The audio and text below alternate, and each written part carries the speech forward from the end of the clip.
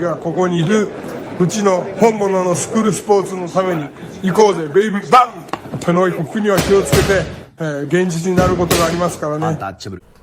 The untouchable true school sports empire, and y'all know the rest, man. Now listen, I'm at the airport. It's like 3 in the morning, waiting to get on my flight to go to Vegas to cover the Naoya Inoue fight. It's gonna be a long, fun, productive weekend. And listen, we're gonna talk about the monster a lot. We're gonna talk about this whole fight week, not just for Inoue, but like the other cards going on in Times Square and in Saudi as well. But sticking with the main topic, right? Keeping the main thing the main thing. Can't just be about the monster. It can't just be about Inoue. We got to talk about his opponent, Ramon Cardenas, because really and truthfully, I have not done a singular Ramon Cardenas video. So who is Ramon Cardenas and what is he bringing to the table? Can he and does he have any legitimate shot of upsetting the monster and flipping the boxing world on its head? So that's the topic I'm going to tackle while I walk into my gate right now. So Ramon Cardenas, good fighter, top contender. He got this fight. For those that know, and for those that don't know, he got this fight because he actually wound up beating one of Inoue's sparring partners, and that was a guy by the name of Brian Acosta. And Acosta, hard guy to deal with, tricky style. He's someone that really and truthfully, can make you look bad and do it in a variety of ways. I mean, he can box out the southpaw stance, he can box out the orthodox stance. Very, very crafty fighter. And if you go back and you watch their fight, listen, man, God must have some favor on Cardenas because it's very debatable if he even won that fight. Just if we're just calling a spade, it was a very close fight. Cardenas got dropped, and Acosta's not even known for being a big puncher. So I think he was fortunate that the fight was in his hometown, because had it been on a neutral site or not in his hometown, who knows? Maybe he doesn't get that decision. So. That was what it was. That's the most notable fight on his record. We'll start off with the positives. We'll start off with like the positive attributes that he brings to the table, because I think there are some positive things he does bring to the table. So first and foremost, I don't think he's an A+ puncher. I don't think he's like an elite puncher, but he can punch.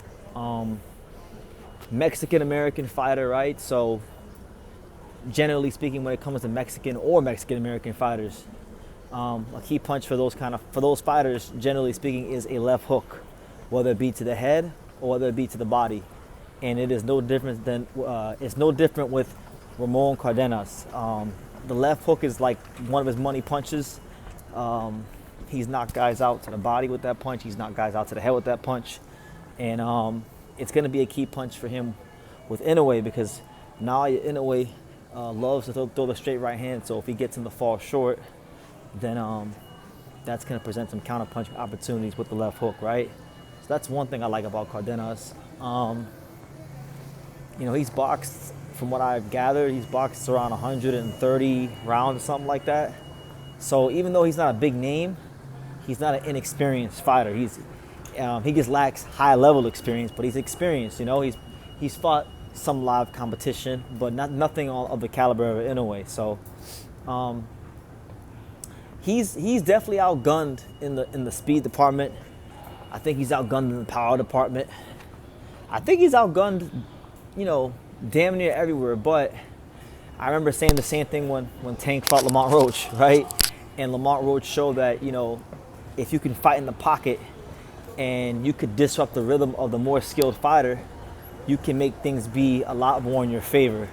So I think that's where, Cardenas has to have success if he wants any chance of winning this fight. He's going to have to smother Inoue and not allow Inoue to operate for too long and too comfortably, where he could extend from the mid-range and get, extension on the right hand, and or be in position to land his own left hook, right? So that's going to be the challenge. And you know, the way you negate that is you gotta take away the explosive first step of Naoya Inoue, which I think for Cardenas will be very problematic. Now getting to the negatives, because I told you guys the positives. Now I'm gonna tell you the negatives of Cardenas. First of all, he likes to operate a lot, or at least he did in the Acosta fight, out of the Philly shell. And sometimes I notice when the volume, when there was more punches being thrown, Cardenas was squaring up a lot, making himself a bigger target. He has to cut down on that. He cannot square up and make himself a bigger target against Inoue, because if that happens, he's going to be opening himself up to left hooks to the body, right hands down the middle, and just all kinds of shots that he's not ready to deal with. So hopefully that was a focus in camp, because if it wasn't, this won't even be a long fight. That's for sure. I think too, like Naoya Inoue, I mentioned the speed advantage, but you know, one thing I'm very curious to see with Cardenas is you know, how is he gonna deal with the pace? Because he won the Brian Acosta fight barely, and Brian Acosta was not a bigger puncher than him, and Brian Acosta gave him a lot of time in that fight to kind of pick his shots and operate at the pace he wanted to. I don't know, man. I think if Inoue pushed that pace on him, because one thing about Inoue, he has explosive moments. I kind of compare it to like in basketball, when the Golden State Warriors start hitting a bunch of three-pointers and the opponents can't stop it, you know? How is he going to deal with those barrages that Inoue likes to throw? Or like the Florida Panthers in hockey. Shout out to the Panthers. We're winning the Stanley Cup again. That's like when the Panthers start checking their opponents and coming at you in waves and waves and waves, and they can't do anything but just watch the puck float right into the net.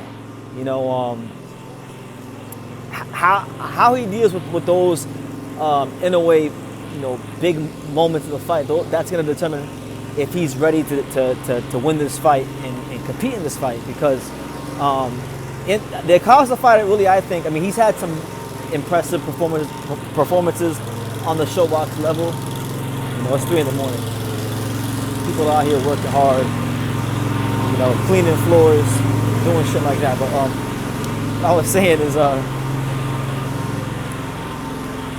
in the Acosta fight, Ramon Cardenas was afforded the opportunity to operate at a pace he wanted to. He was operating as the puncher in that matchup. Acosta was not a bigger puncher than Ramon Cardenas. It's different. It's a different set of circumstances when you're fighting a fighter, and that fighter has equal to or greater punch power than you. You got to approach the fight differently. So, you know, Inoue will throw more punches than Acosta. Inoue will throw harder punches than Acosta.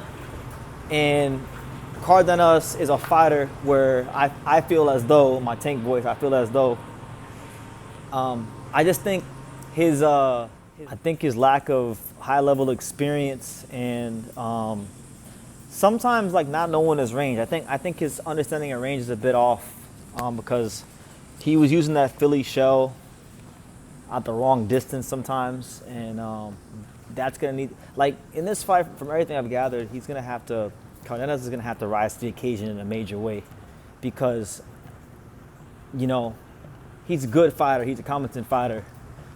I don't see where he's like, because at least with other fighters, like if I go to featherweight or whatnot, like, or even with Junto Nakatani, I can point out at least one thing where, you know, okay,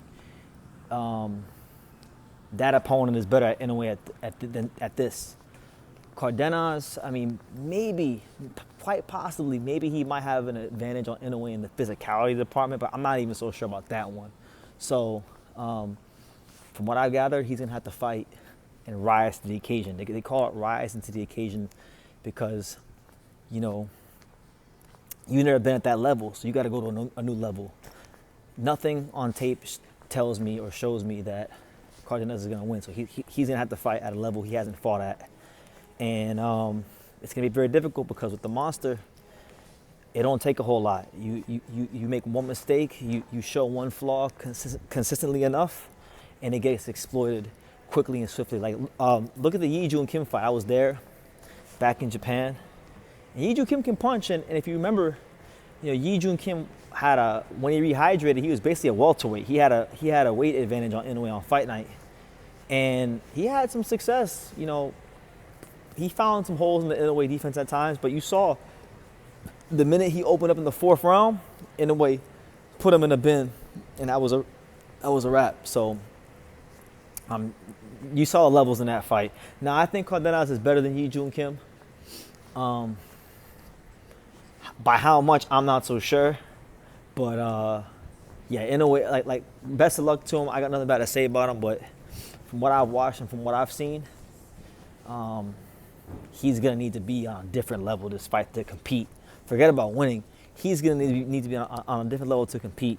And I think, honestly, I think he's a better opponent than Yi Jun Kim. I think he's a better opponent than TJ Doheny. And I think his best boxing is in front of him, and that's why he's a better opponent than those guys. But, the odds are the odds for a reason, and he's going to have to beat those odds and turn a lot of doubters like me into believers. And I look forward to seeing how he does it because from what I've seen on tape, good solid fighter, good left hook, compact, strong, does have some tools in the toolbox.